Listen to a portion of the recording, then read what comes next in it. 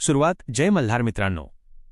आता बरेच दिवसांपासून आपल्याला कमेंट येत होत्या की बकरीची किंवा मेंढीची लाईव्ह डिलिव्हरी करून दाखवा.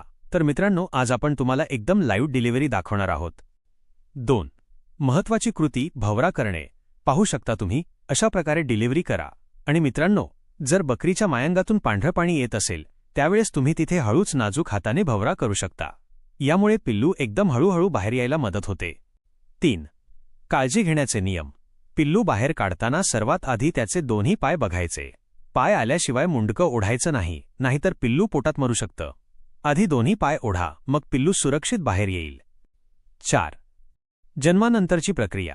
पिल्लू बाहेर आल्यानंतर त्याच्या तोंडातलं पांढरं पाणी पूर्णपणे काढून टाका आणि त्याच्या तोंडात 2-3 वेळा हळूच फुंकर मारा. 5.